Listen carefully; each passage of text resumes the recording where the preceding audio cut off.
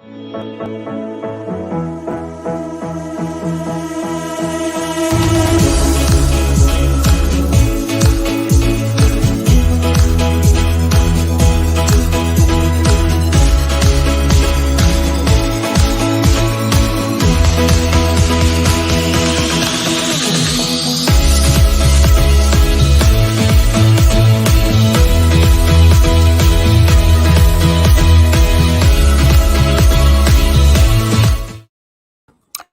everyone, it is Monday the 7th of February 2022 from the SBS Newsroom. This is your daily 10-minute business and finance news wrap. Later, why record petrol prices are set to go even higher. But first, let's take a look at the Australian share market, which fell only slightly. The S&P ASX 200 down 0.1%, 7,110 points, and that's despite some pretty solid gains from travel stocks, as the government said international border will reopen on February the 21st. Earlier, I spoke with Alex Pikoulas from Harper Bernays and asked him what drove the market. Ricardo, look, there's a mixture of macro factors and company-specific things today. On the macro side, rising interest rates globally are hitting the real estate investment trust sector, and you saw that on Friday night offshore. Locally in the banks, there's a bit of weakness from the ANZ result, and Magellan's down 11% because Hamish Douglas has taken a medical leave of absence. But the large cap miners have rallied throughout the day, and that's brought the index back to pretty much square. GrainCorp's up 13% on the back of a bumper crop, seeing very strong demand. And you've had an announcement around the international borders opening up in Australia, which is seeing the travel stocks all up around 5%.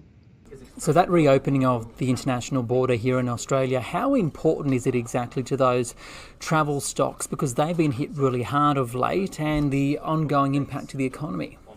Absolutely. Look, it's really significant for the sector, and I think it's significant for the broader economy as well. I mean, for the sector itself, a lot of those stocks are trading, close to lows because they've had Delta come through and disrupt the reopening. Then it was Omicron. So there's been a lot of uncertainty about when those revenues are going to pick back up. So it's a real positive for the sector. But I think more broadly for the local economy, it's a real positive for businesses who are hiring temporary staff for the labour supply to ease up as well. You mentioned ANZ there briefly. What exactly didn't investors like about its update, because its share price really has underperformed? Yeah, look, two key things, and they're the two that you don't want. Number one, revenue's a bit soft, and then number two, cost control not quite as good as the market had hoped for. On the revenue side, it's net interest margins, and ANZ are saying that there's a high level of refinancing going on, and there's a lot of competition for that refinancing, so they're seeing that crimp margins. And on the cost side, they said back in November that they expected run the bank costs to be declining, and they're now saying that those run the bank costs are flat. Profit reporting season continues both here in Australia and the US. Which are the ones you found most interesting today? Yeah, look, James Hardie's the other one today that's a really strong one that we follow closely. North American sales growth of 24%, about half of that from volumes and about half from price and mix. But importantly, they've guided to 25% profit growth in FY23 as well. So that's a company performing really, really strongly, and it's one that we like here. Two that are offshore that have caught my attention, and they're bellwethers, Apple and Amazon. Apple revenue growth of 11%. They beat in almost every category, and in particular iPhones are very, very strong for them at the moment. And importantly, they said supply chain challenges are starting to improve. So I think that's a really good anecdote across the broader market. And then Amazon on Friday, stock was up 14%. The result itself was only okay, but they've put Amazon Prime membership fees up by $20 per year. There's 150 million Amazon Prime subscribers just in the US. You mentioned supply chain issues there. That's one of the reasons why inflation's so strong, but we get the latest CPI number out of the US sometime later this week. What are you expecting, and how significant will it be for the market? No, it's hugely important. The market is hanging on these inflation concerns at the moment. Growth stocks have underperformed significantly over the last couple of months, and it's all driven by those inflation concerns and how high interest rates may have to go. Look, the market's looking for a headline number of 7.3%. It was 7% in December.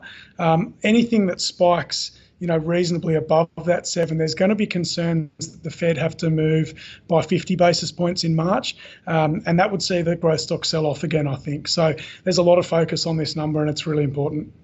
So in this high inflation, higher interest rate environment, post that sell-off we saw in January, where do you see the opportunities right now? So the opportunities are in those names that are selling off. We think there's some fantastic companies that are growing strongly that are now starting to approach really interesting valuation levels. So that's where we're focusing our attention. It's also because throughout the course of this year, we do think inflation will start to dissipate and the concerns around it will similarly start to dissipate. And that's when you'll see that valuation support coming back for those growth names. So domestically, I'd include in that category, Aristocrat, ResMed, Webjet on the travel side, James Hardie, which I've mentioned already. Globally, we think biotech, from a global perspective, is looking very interesting at the moment.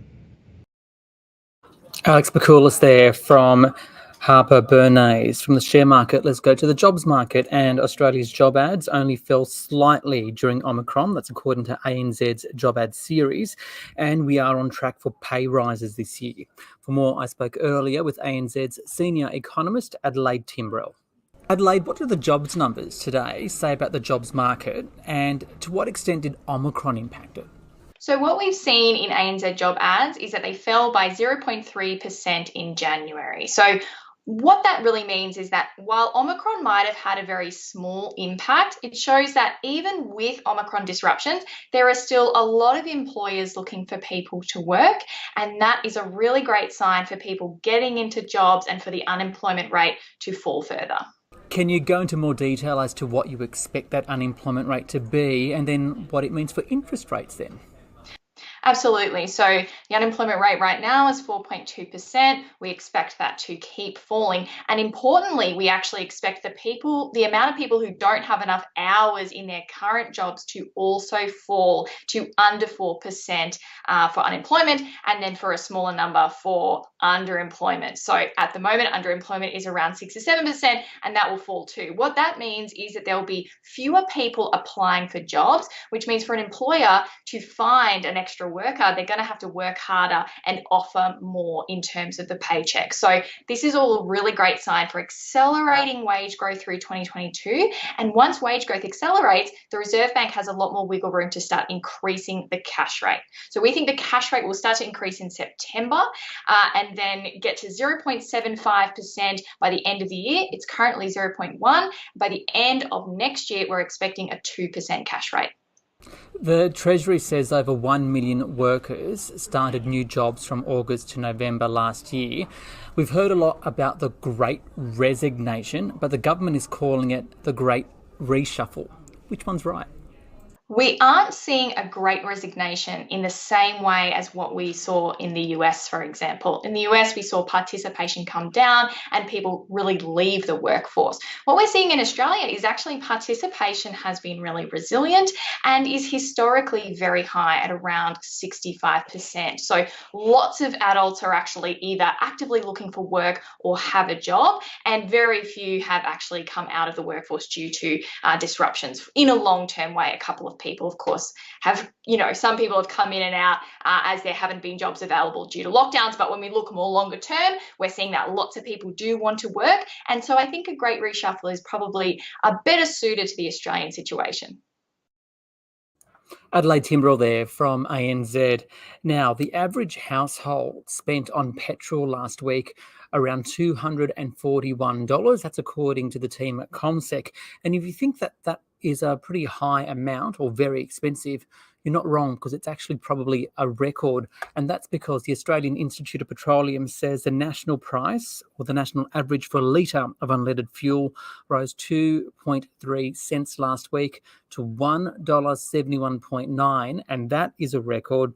It comes as the oil price hit a 7-year high and a lower Australian dollar. And of course, demand is increasing around the world because of the global reopening and the timing. Kids are going back to school as well. So where to now for the price of petrol? I asked that earlier to Craig James. He's the chief economist at CommSec. Well, we could see in some capital cities and some regional areas $2 a litre at the petrol pump. So certainly, yes, now is the time to be able to shop around the place. Use your app, your petrol apps, to be able to find the cheapest prices. Craig James there from CommSec. This SBS on the Money stream is provided for informational purposes only. The content in this stream should not be understood as constituting advice or a recommendation. It is not personal advice and it does not consider your personal circumstances or objectives. You should contact a licensed professional before making any financial decisions.